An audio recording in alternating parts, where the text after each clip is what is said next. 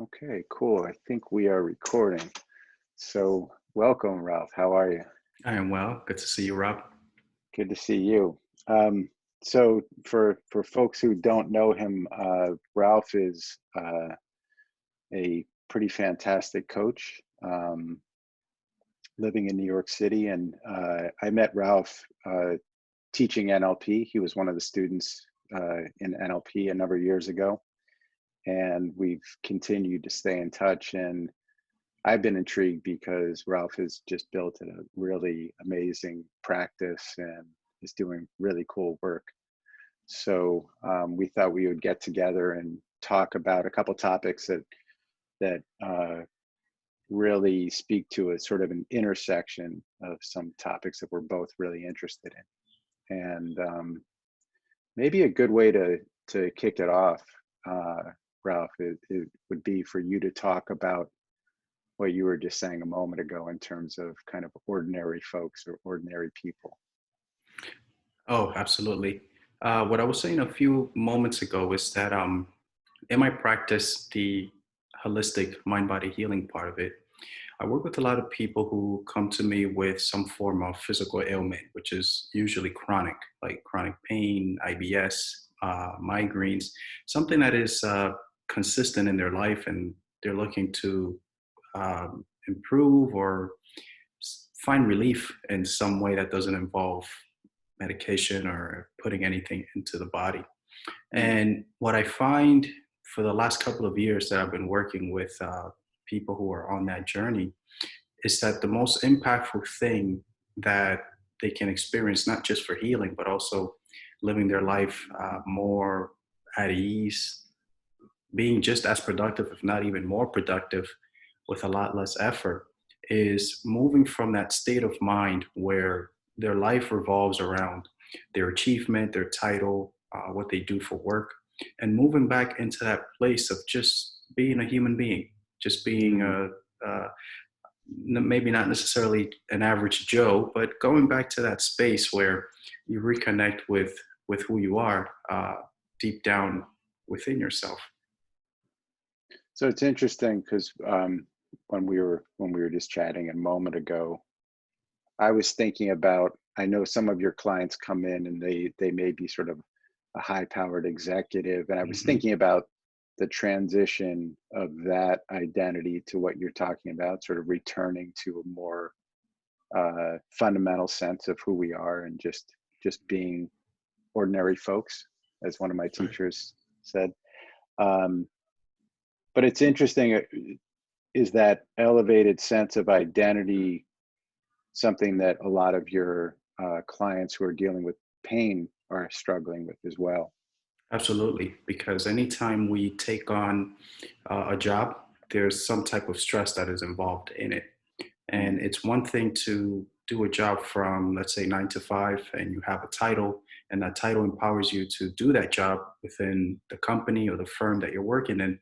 And then once the clock hits a certain time, some people can just turn that off and they go back to their flow state. They go back to doing things they enjoy, like a sport or hobby or something that doesn't involve that specific identity, the title of you're this person and you do this management job for XYZ company. And there are those people who don't know how to turn that off. The clock can keep going forever. So they go home and their mind is still circling around what happened today, what has to happen tomorrow. And they seem to stay stuck in that loop of just being there and at work and not realizing that work is over and now it's time to go home and enjoy your time with your family. Yeah, it's interesting. Some of the sort of modalities of coaching that I've been getting more intrigued with come from an idea of that our fundamental state uh, when we disconnect is sort of we return to an equilibrium or to Hmm. a state of well-being. And uh, so it's, having a process to allow that to happen can be Yes. really useful. And I'm curious, how are you encouraging them to get out of the momentum of work, or do you have any rituals or practices that you recommend? Or For me personally, I believe that the majority of human communication happens at a nonverbal level. mm, So I just have a state of being, a state of mind where it helps other people realize that, yeah, I'm not really, I don't care about their title or what it is that they do. I just mm, see the person for who they are. Um, some of the people that I've worked with are people that are, you see them on TV and movies or sporting events or whatever. And everywhere they go, they don't get to be who they are. It's like mm, wherever, if they go to a restaurant, it's, hey, you're that guy from that movie, can I take a picture? Or hey, yeah, you're that guy from that sports team. Can I get an autograph? And everywhere they go, their identity of being this icon in society is reinforced, and it just continues and continues and continues. Now, how often do we get to see someone who is in the shoes of that successful, iconic person talk about their vulnerability? Even when hmm, they talk about their vulnerability, it makes the news. If some right. superstar athlete was to say something like, struggle with anxiety or struggle with depression, boom, there it is on the news, because it's like it's taboo. It's like, what is that, right? So there's this thing where when I start working with them, I don't, and even throughout the whole program, yeah, that's what you do for work. You're this guy in this movie, and that's your job. Just like my job is to do this coaching thing, but all in all, somewhere in between, we got to see the human being. We got to be able And to so it's, go ahead. I think it's cool. You're creating an atmosphere where they can be an ordinary Joe Mm-hmm. or Jill. Yes. So that must be very freeing for them, Oh, because yes. they have to be on all the time. And Mm-hmm. I like the example of a celebrity because it's very clear they are on. People recognize them, but I think we all have different identities where we have to be on in different ways. Yes. And it's nice to notice where we can unplug, where we can just be ourselves, be free to make mistakes, Mm-hmm. be less than perfect, less polished. That's right. It's kind of, that's very liberating if you can create Absolutely. that. Absolutely. Um, hmm. How did you come to that? Did that just grow out of conversations, or you know, you mentioned to me the other day that this idea has become more intriguing to you, and I guess I'm wondering how that happened. Initially, it started with me, Mm, where I went through my own healing journey and my own mind body experience to relieve some symptoms that I was struggling with in the past. And I realized that the vast majority of my stress was coming from an overly invested part of me that just wanted to become some grandiose achievement, future, like one of my clients call it, James Bond identity thing. mm, And it wasn't even what was happening in the present moment. It wasn't even where I was to begin with. There was no stress where I was. Like right here, right now, there's no stress. But in mm, my mind, there was a lot of stress of where I have been in the past and where I need to be in the future. mm, And somewhere during that healing, I realized, wait a minute, I'm right here and there's nothing happening. There's mm, nothing happening right now. So what is this? What is this habit? What is this mm, constant chase for grandiosity? What is that? And as mm, I got deeper, I discovered that a lot of the things that I was succeeding at was coming from a place of fear. It's like, you're afraid. You need to prove yourself. You need to show the world. You need to show your dad and your mom how fantastic you are. And as I went in within myself, sounds cliche, but I found that person. I found that average human being within me. Now, where I started to see that there were others around me who were having similar experiences, I was one day in the gym with someone that I work with, and we were working out, doing this really fun workout. And this is a person that was held the top position in a financial company down in Wall Street here in New York City. a very respectable position, someone that, why, you know who that is, Mm. and we're in the gym, we're having a great time. And at one point, I realized that when we first started working, it was very, and then about 3 days later, as we got more involved in the activities that we were doing, and that energy of presence and just being here continue to take part in what we were doing, the person started like baby talking, so it's like we're doing an exercise. We're like, okay, come on, we have to do this exercise, and you have to tippy toe like a ballerina. She goes, yeah, like a ballerina. And Mm. I go, oh, interesting, right? And then I kept seeing it more and more. And then I realized that there was more to this person that didn't get to come out, at least in other areas of that person's life. It didn't get to come out as often. And at that moment, I Right, because realized, they have to be serious all the time, right? yes, Yeah. yes. And one day we were doing a workout, we were having a great time, and the phone rings. We go, oh, and we didn't even get to start the work. I was just warming up. I gotta go, Ralph. Okay, bye. Person leaves. I go out into the lobby, and as I'm walking out into the lobby, there's 3 other people in suits, very nice looking suits.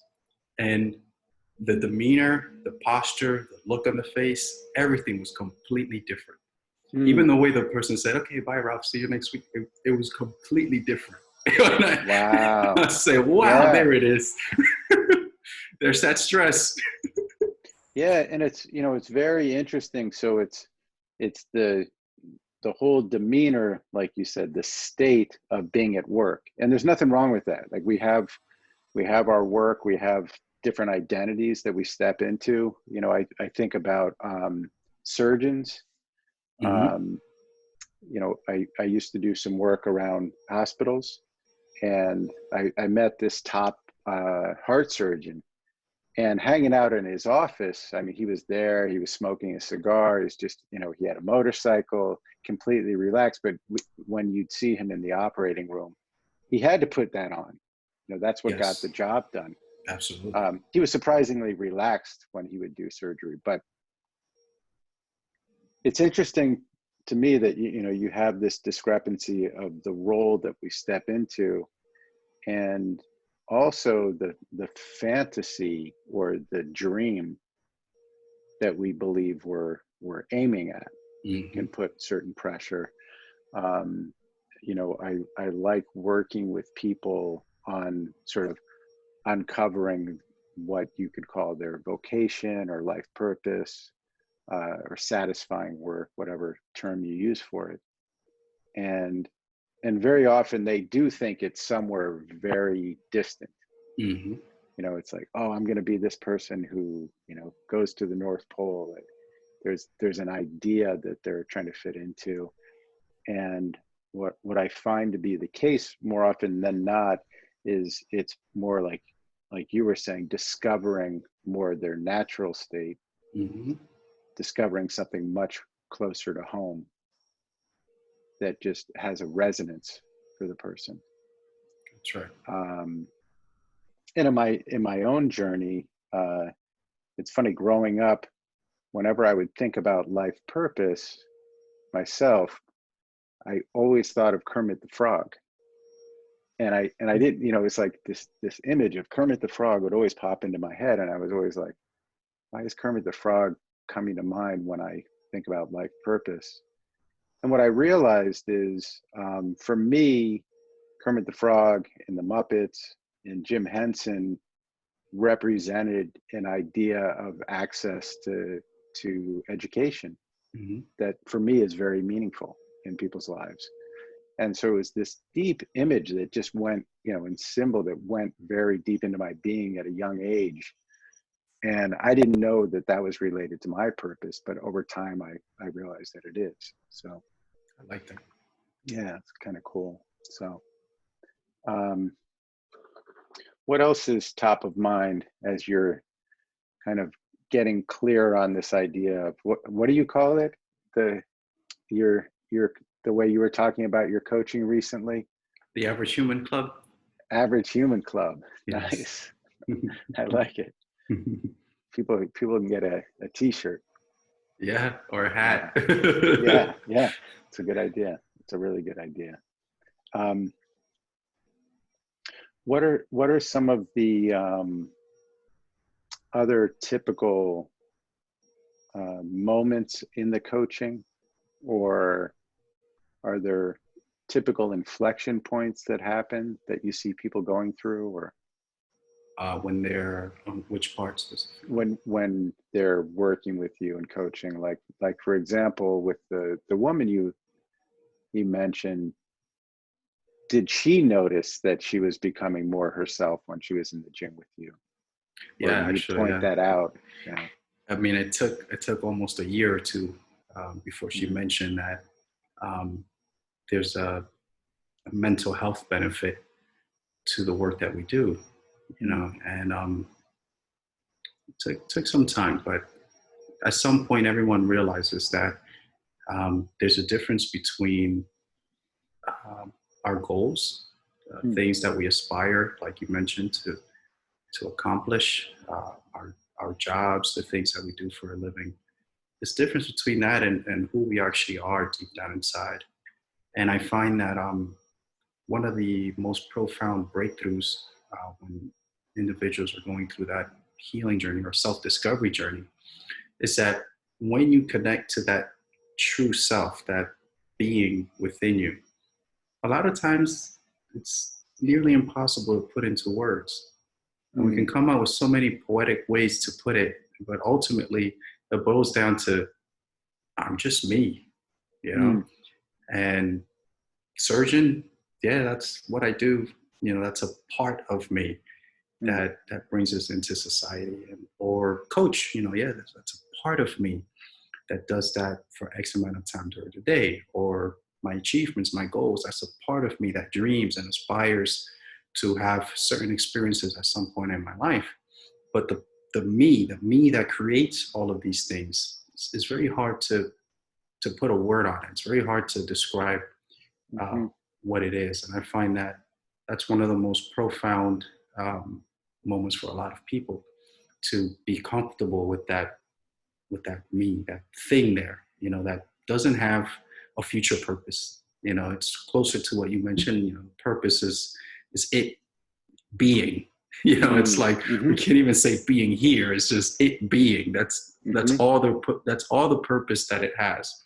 And it's a very liberating experience to know that there's peace there. You know, there's this energy that just glows out of you when you're there. You know. Yeah, and I find it interesting that some people touch it and they're only doing it in private. Mm-hmm. That it, you know, not everybody feels that is appropriate to bring into the workplace, Mm-hmm. as if it could be inappropriate, you know. But so I think that's another thing. It's like, you know, I think part of the journey is coming home and realizing, oh, we're here, Mm-hmm. and there's something great here when I'm in a comfortable environment, and then actually finding a way of bringing that out.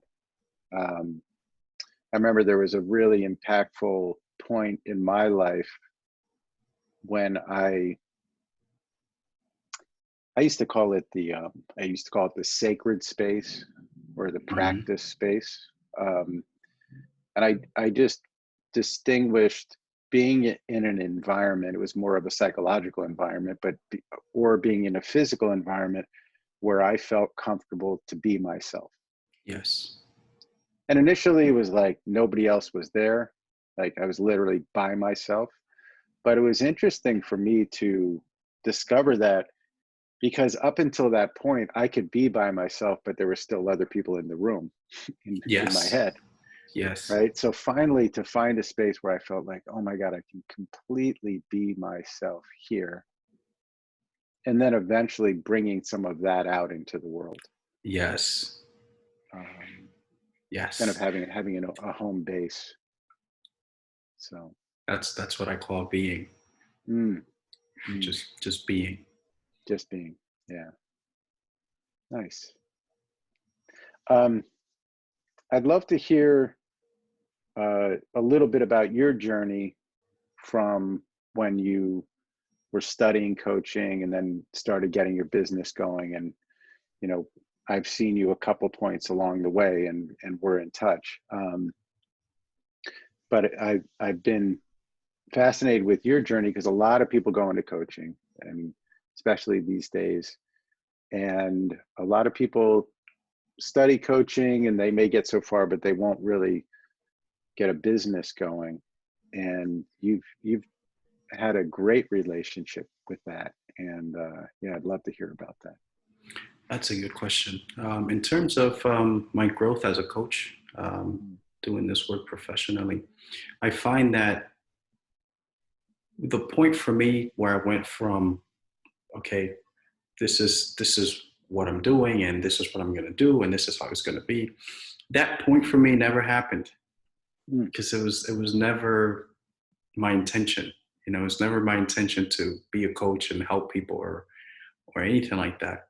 If anything, it was probably the opposite, right? So for me, it was starting with my own healing journey.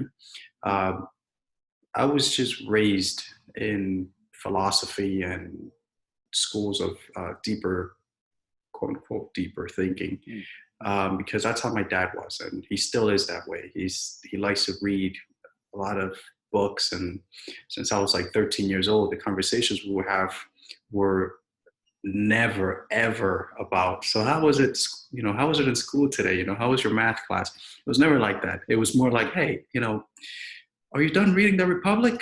Yes, good book. What do you think? And then we'll have these deep philosophical conversations since I was 13 years old. So the mind, you know, diving into the mind body healing, all that stuff was just something since I was a child. And when I started the healing journey on healing my body from chronic disease, my mentor, who I'm deeply grateful for, like he's like the brother that, or the father figure that I never had. And he says to me, you know, you should get into NLP and hypnosis, you know, since you seem to like this mind stuff, you know, why don't you go and study it? So yeah, sure. It's just like 2012, 2013. And did he have experience with NLP as well? Yes. Okay. He's been studying. He has a degree in psychology, and speaking with him was just like a natural bond. You know, it's like, wow, you know, someone that is so much into the mind as I am, right? And I said, sure. So I went to study NLP and hypnosis and all that good stuff, and I just started to get deeper into it. And eventually, at some point, I started creating YouTube videos and sharing with people diet and exercise so they can get better. And more people started to come. They were just like, wow, you know, this is cool. You want to heal my back, you know, and all that good stuff, you know, and follow all of this. And then I had one person who said to me, can we get on Skype? I said, yeah, sure. So we got on Skype. We started chatting. And about 4 minutes into the conversation, the person says, you know, Ralph, I appreciate everything you do, man. Like, all this information has been so helpful. I've had a rough childhood. And I go, oh. The person starts telling me about their rough childhood. And another person, same thing. Ralph, can we get on Skype? Yeah, sure. 4 or 5 minutes into the conversation, I had a rough childhood. What is this? You know, and it just kept happening over and over. The same with the pain. The people who are dealing with chronic pain. Yes, with the chronic pain community. And I went to my mentor and I told them, you know, the stuff that we've been exploring, I think there's other people with the problem. You know, it's like this whole stuff with the mind, you know, I think there's more people who have that. So I switched the focus of the YouTube page to the mind. Yeah, so this is what we're doing. But at that point, I noticed that a lot of people who were very happy about diet and exercise weren't happy about the mind. You know, it's like most of them were like, no, we're not going there. And it's perfectly natural. If you're repressing emotions or part of yourself, for example, the person who clings on to the title of the CEO and they're too afraid to accept the average Joe that lives within them, the average ordinary human, that person could struggle coming back to that state of peace and presence, and Yeah. deliberately at an unconscious level hold on to the stress of the CEO Hmm. because of the benefit they get of that feeling of importance, Yeah. which comes with a dark side of that constant stress that doesn't go away. But to make a long story short, as I continue to share what I was exploring and becoming more familiar with, one person said to me, "Let's get on Skype." So we get on Skype, and she says, "I don't want you to do this for free, Ralph." And I said, "Okay, I mean, you could send me a PayPal if you wish." And she sends me a PayPal. And then after that, more people started doing the same. They didn't want me to do it for free.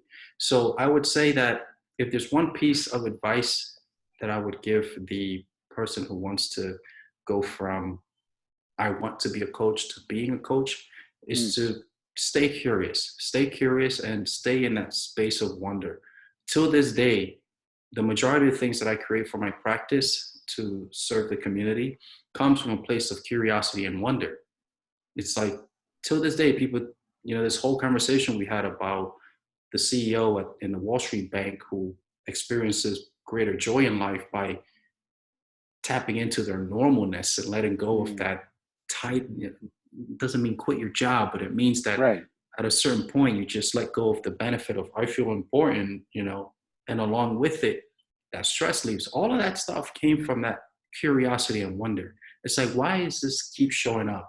Why is it that that person over there feels better after experiencing more time with themselves, and then that person too, and then that person too? Okay, great. Let's create something, because clearly there's a community of people who are embracing the average Joe within them, or the average human. Why Mm. not? Why not create this? So for to conclude, for the Mm. person who wants to create a practice, a coaching practice, let go of creating what you think the world needs and start listening to what the world is actually asking you for. Hmm. Just start Yeah. listening to that. And from that space of curiosity and wonder, get involved. What is it that that they don't know, that you can add to this demand, as opposed to this is what the world needs. They need to see this. Right. Yeah. Yeah. And it's interesting because seeing your process a bit from the outside, one thing that I definitely noticed is you experiment. Yes. You like, and maybe that probably is driven by that curiosity. It's like you said, um, you were making videos or Hmm. doing Facebook Live, and your typical person doesn't do that until somebody says like, oh, you should put videos on Right. Facebook.